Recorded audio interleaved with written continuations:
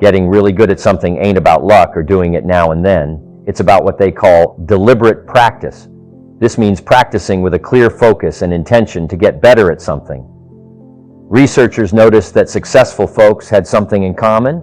They concentrated on improving just one skill at a time. They didn't try to be great at everything. Instead, they carefully chose one skill that would help them the most at that point in their career. For instance, if someone worked in a big company, they'd look at what the top performers were doing really well. Then, they'd pick one skill, like a sniper, aiming for a target, and make it their mission to master it. They'd make a plan and work on that skill every single day until they became really good at it. This deliberate and focused approach helped them move forward in their careers. How would they know if they've gotten really good at the skill they've been focusing on? Well, it's when others start noticing and telling them how good they are at it.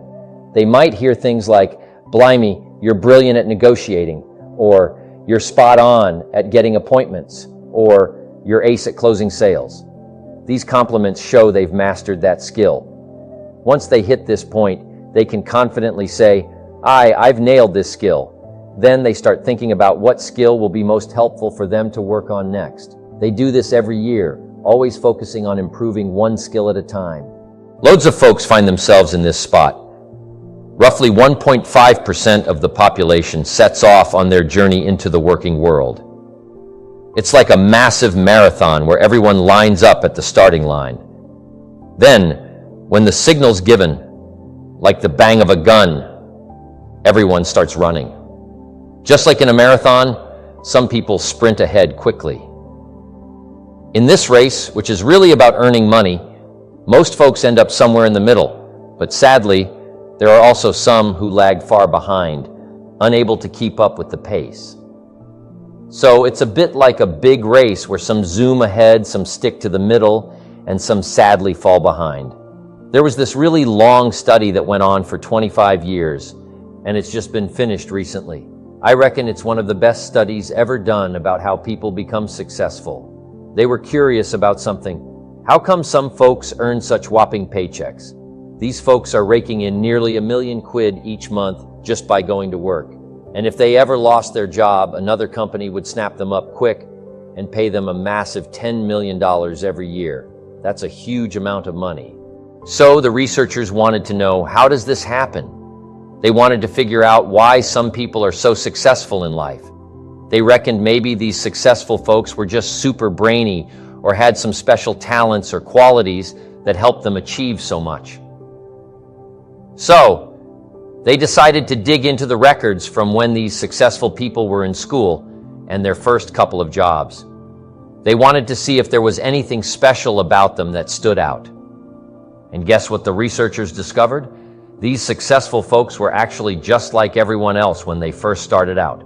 They weren't any brainier or more talented than the average person. Even at the start of their careers, they were just average folk. Nothing extraordinary about them. But then something interesting happened. They all started using one particular strategy. And let me tell you, this strategy has the power to transform your life and your career forever.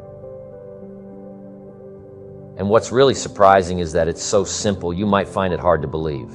When these folks started their first job, they had a savvy approach. They'd head straight to their boss and have a chat.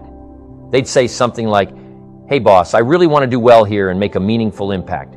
What's one skill I could work on that would really help me succeed and contribute more effectively to the company?" This simple question opened up a world of opportunities for them. When they asked their boss for advice, some managers would often suggest specific skills that could make them much more valuable in their job. These skills could be things like negotiation, teamwork, sales, or understanding financial statements. The boss would explain that being really good at one of these skills could set them apart from others. So, they would listen carefully and take note of the skill the boss recommended. They treated it like a goal, just like how you plan out your lessons for school subjects. For instance, if someone wanted to become a doctor or an engineer, they'd know the courses they needed to take to get there. Similarly, they'd create a plan for developing this skill.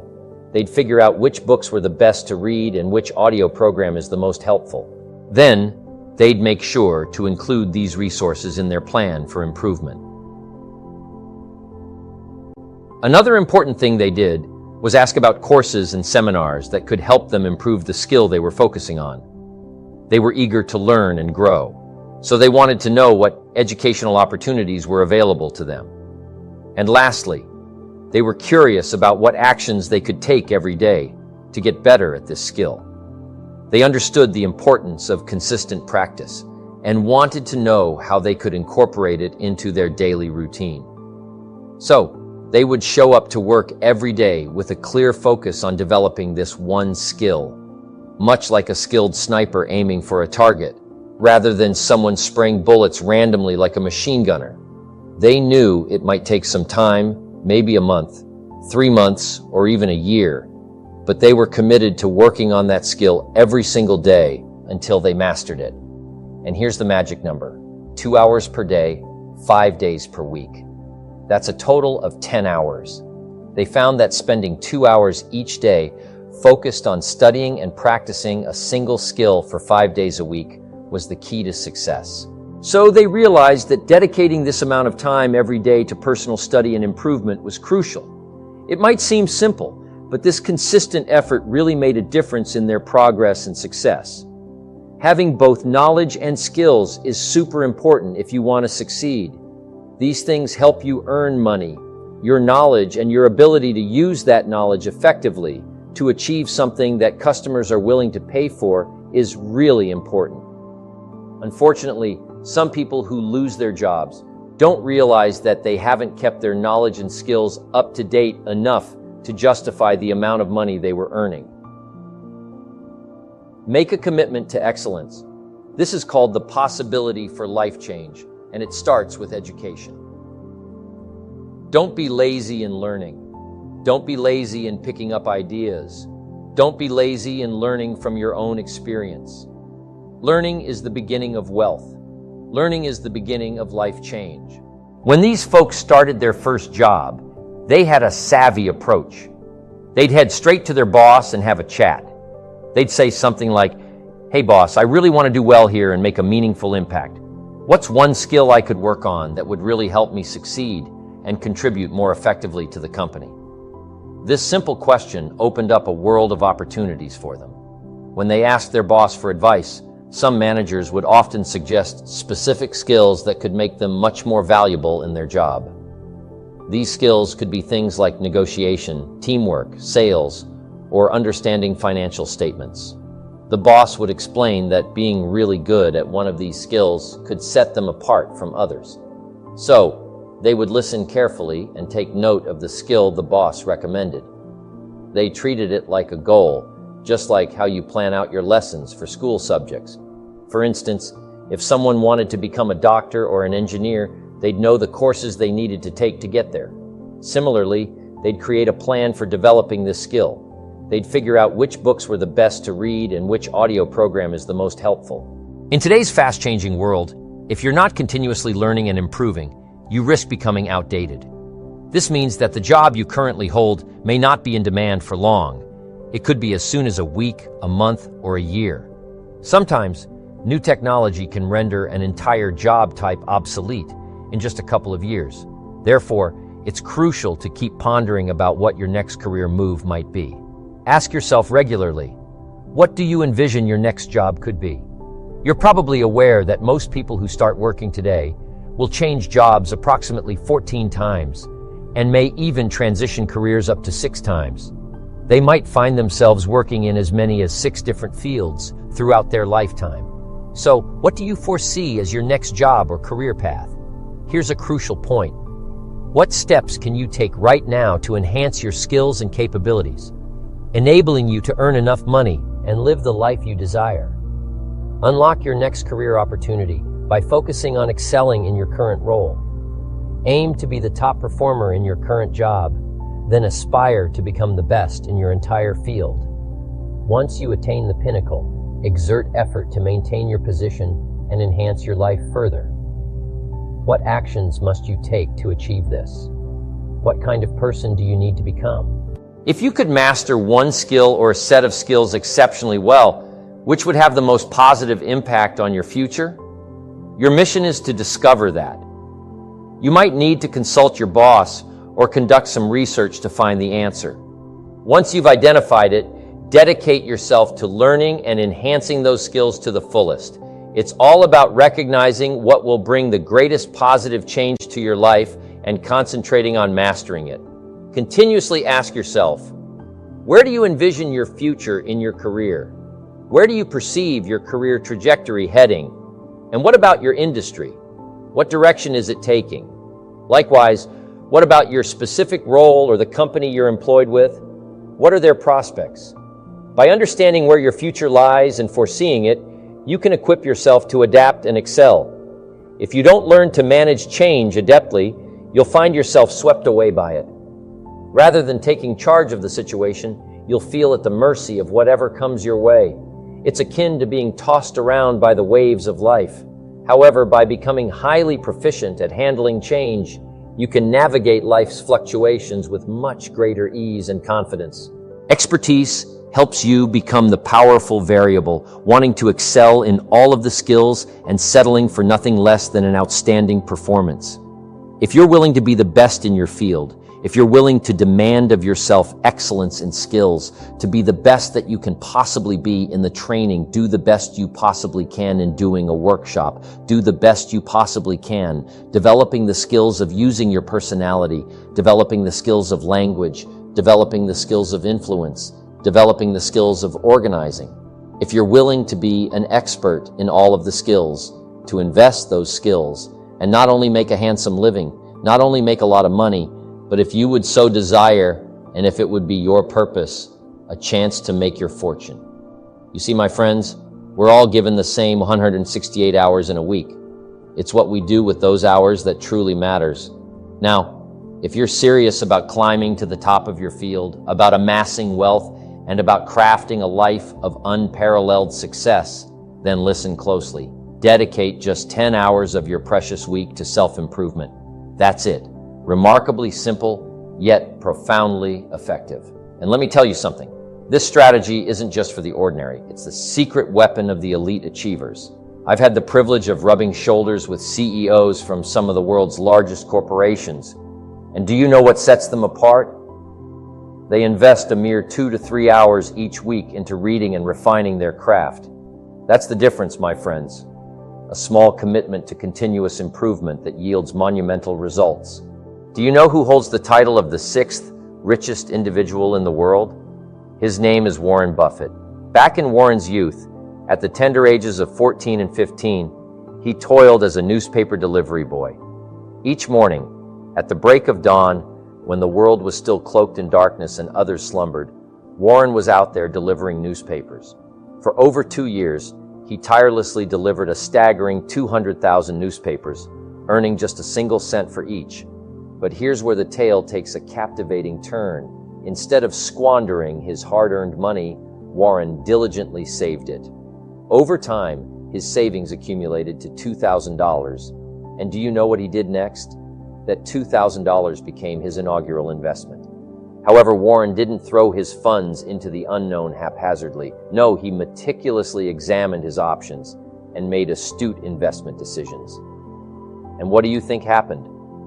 His investment flourished, so he injected even more capital, and the cycle continued. Fast forward to the present day, and Warren Buffett's total investments stand at a staggering $350 billion. Yes, you heard it right. He's the mastermind behind one of the largest corporations globally, ranking as the 3rd or 4th largest single company in the United States. Renowned investor Warren Buffett added nearly $12 billion to his net worth in 2023. Can you fathom the distance he's traversed from those early mornings spent delivering newspapers? It vividly illustrates the potency of shrewd investments and unwavering diligence. Now, $25 billion is an astronomical sum of money. It's an immense feat for a single individual to cultivate a company generating such colossal profits. But here's an intriguing aspect about Warren Buffett. He adheres to a remarkably consistent routine almost every day. Approximately 80% of his time is devoted to absorbing knowledge pertaining to his business domain. Only around 20% of his time is allocated to meetings, phone calls, or other engagements. Why does he devote so much time to learning? Because he firmly believes that by perpetually acquiring new insights, he can make superior decisions and ultimately attain superior outcomes. Therefore, despite his towering success, he never ceases in his pursuit of self-improvement and deeper comprehension of his business realm. It's an inherently sagacious approach, wouldn't you agree? I frequently pose a question to adults. How much time do you devote each week to learning new things in order to enhance your productivity and value? Learning fresh skills can significantly improve both your professional performance and overall quality of life. Those who command higher salaries often perceive their earning potential akin to ascending a ladder. Envision a ladder with rungs. Each rung symbolizes a skill. As you acquire new skills, you elevate your capacity to earn more money. Moreover, with each additional skill acquired, your earning potential steadily ascends. Each new skill enhances your value, rendering you increasingly indispensable to others. Consequently, individuals are willing to remunerate you more generously for the outcomes you can deliver. Now, if at any given moment you decide to halt your ascent up the ladder of success, you might linger at the same level for a time, much like many people do, around 80% of them. However, as time elapses, you'll gradually descend because the skills you possess become less valuable at an accelerated pace in today's rapidly changing world. Skills are becoming outdated more swiftly than ever before. Therefore, if you're not continuously striving to improve, it's akin to regressing rather than progressing on the ladder of success. When individuals ponder why they're not achieving greater financial success, it's often because they're not enhancing their proficiency in their respective fields. They're not acquiring new knowledge or endeavoring to better themselves to attain greater success. Augmenting earning potential is precisely what the wealthiest individuals in the world do. They establish a routine of dedicating at least 10 hours per week to acquiring a new skill that can optimally benefit them. It's akin to perpetually ascending the ladder of success, with learning seamlessly integrated into their lives. Just as some individuals might allocate time to watching TV or engaging in sports, for them, learning is a constant. They possess a unique ability to concentrate entirely on one pursuit and persist until completion. Discipline yourself, training yourself to maintain focus without succumbing to distractions like emails, phone calls, or background noise is paramount. It entails making a commitment to not allow anything else to divert your attention while you're engaged in important tasks. It's akin to honing a laser-like focus on a single objective and steadfastly warding off any interference. Napoleon Hill, renowned for his seminal work, Think and Grow Rich, later penned another influential book titled The Master Key to Riches. This book serves as a compendium of motivational ideas and principles aimed at guiding individuals towards success. After navigating through its 260 pages, you finally arrive at the conclusion where Hill unveils the grand secret, the master key to attaining wealth. In the opening paragraph, he hints at the wealth of motivational concepts and principles awaiting discovery within the book. And right at the climax, on the very last page of the final chapter, he reveals the ultimate revelation, self-discipline. According to Hill, possessing self-discipline is the quintessential key to unlocking wealth and achieving success. Society doesn't demand that you jog around the block every morning, but if you want good health, you must demand it of yourself. Society doesn't demand that you read a couple of books a week and improve your intelligence and your knowledge, but you must demand it of yourself. Society does not demand that you build a financial wall around your family. Nothing can get through. That's not a demand of society, but you must demand it if you wish it. You must demand it of yourself. Society doesn't demand that you learn a list of 10 skills in order to ensure your own future and the future of your family. Society doesn't demand it, doesn't require it. It is not a law. But if you want the benefit, you must demand it of yourself. Everybody will have the discipline to say, I will do the best job I can. I will make mistakes, of course, because we're all human. But I'll try to remedy those mistakes and do the best job I can. That kind of self-discipline that understands how important your part is in all of the functions that work, coming to work on the set here, to put on the broadcast, make it viable, make it real, make it powerful. Any couple of them missing, and it would be a disaster, but all of it put together and it works like a charm. Each person developing the self-discipline to do their part, do their job, the power of extraordinary performance. If you want to live extraordinarily, you must do extraordinary things. If you want an extraordinary income, you must do extraordinary things. If you want an extraordinary fortune, you must go with the demands of what it takes to have that fortune.